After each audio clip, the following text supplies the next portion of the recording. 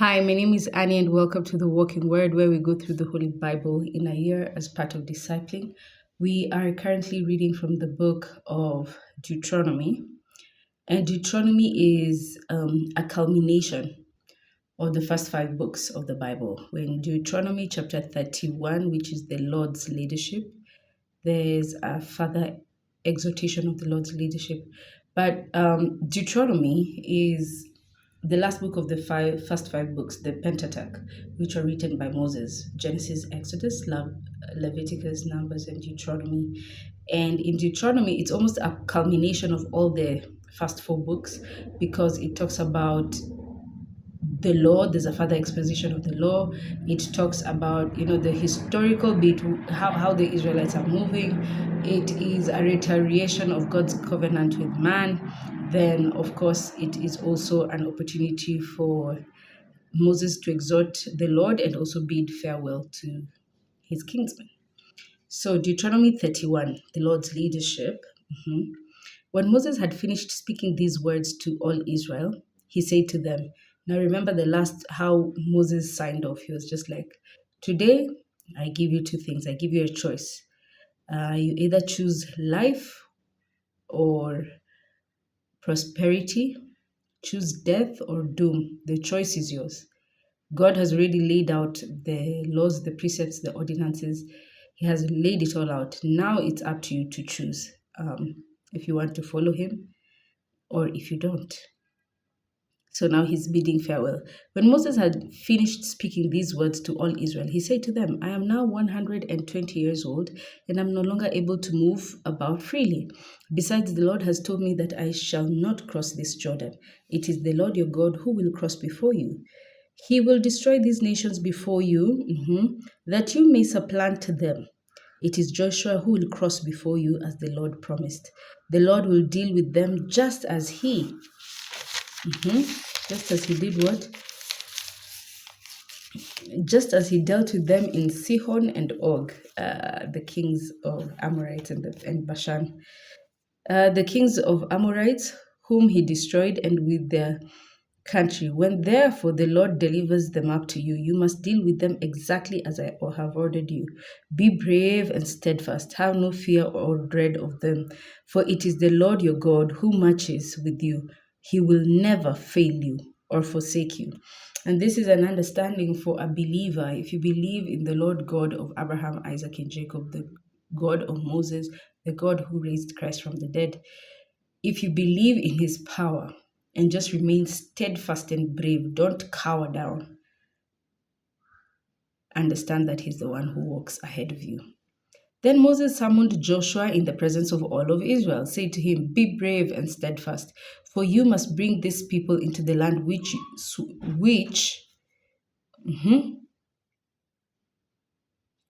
the Lord. Verse 7. Then Moses summoned Joshua and in the presence of all of Israel said to him, be brave and steadfast, for you must bring these people into the land which the Lord swore to their fathers he would give them. You must put them in possession of their heritage. It is the Lord who marches before you. He will be with you and will never fail you or forsake you. So do not fear or be dismayed. So being dismayed is being rattled. Don't fret. Don't be panicky. So do not, once you see do not, it's a law. So actually worry and fear is a sin. Worry and fear is a sin.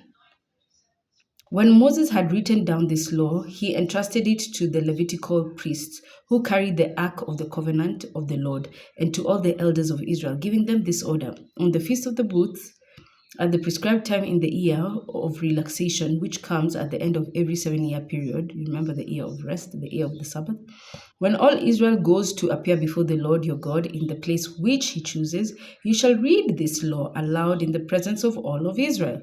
Assemble the people, men, women, and children, as well as the aliens who live in your communities, that they may hear it and learn it, and so fear the Lord your God and carefully observe all the words of this law. Their children also, who did not know it yet, must hear of it and learn it, that they too may fear the Lord your God, as long as you live on the land which you will cross the Jordan to occupy. The Lord said to Moses, the time is now approaching for you to die. Okay.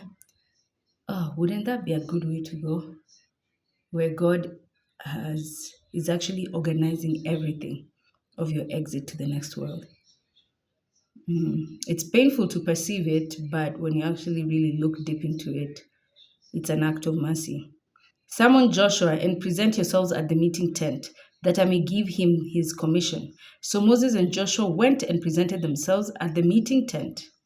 And the Lord appeared at the tent in the column of the cloud, which stood still at the entrance of the tent. The Lord said to Moses, soon you will be at rest with your fathers, meaning you will die and go to your ancestors. And then these people will take to rendering wanton worship to the strange gods among them. Among whom they will live, and in the land they are about to enter. They will forsake me and break the covenant which I made with them. At that time, my anger will flare up against them. I will forsake them and hide my face from them, so that they will become a prey to be devoured, and many evils and troubles will befall them. At that time, they will indeed say, is it not because our God is not among us that these evils have befallen us? Yet I will be hiding my face from them at that time only because of all the evil they have done in turning to other gods. Write out this song. Then for yourselves, teach it to the Israelites and have them recite it, so that this song may be a witness for me against the Israelites. For when I have brought them into the land flowing with milk and honey, which I promised an oath to their fathers, and they have eaten their fill and grown fat, if they turn to other gods and serve them, despising me and breaking my covenant, then when many evils and troubles befall them, this song, which their descendants will not have forgotten to recite, will bear witness against them. For I know what they are inclined to do even at the present time, which I have brought them into the land which I promised on oath to their fathers. So Moses wrote this song that same day, and he taught it to the Israelites. Before we go to the song, I just want to touch on that, and it's about here God speaks it out clearly and says, if they turn to other gods, that's verse 20, and serve them, despising me and breaking my covenant, then when many evils and troubles befall them, meaning when you live a pagan life, a double-minded life, a lukewarm life, meaning it's not that if it will happen, no, when, that is an assured consequence that evils and troubles will befall you. It's an assured. So sometimes not everything is, yes, the devil has influence, influencing us, giving us funny prompts and things like that of evil things to do. But some of us are just in evil and in trouble because of our own sins. Because of our own sins. Then the Lord commissioned Joshua, son of Nun, and said to him, be brave and steadfast, for it is you who must bring the Israelites into the land, which I promised them on oath. I myself will be with you. Now, when we say evil will come upon you and troubles will befall them, this is what we call legal right. When the enemy has access to torment and bring evil into your life, legally. He's not there illegally. Remember, all demonic beings are not meant to be here legally. But this gives them access. When you live a wicked life, you're giving them legal access because you have broken a law. And what is the law? To serve other gods and despising the Lord God and not serving him. Verse 24. When Moses had finished writing, verse 23, then the Lord commissioned Joshua, son of Nun, and said to him, Be brave and steadfast, for it is you who must bring the Israelites into the land which I have promised them on oath. I myself will be with you.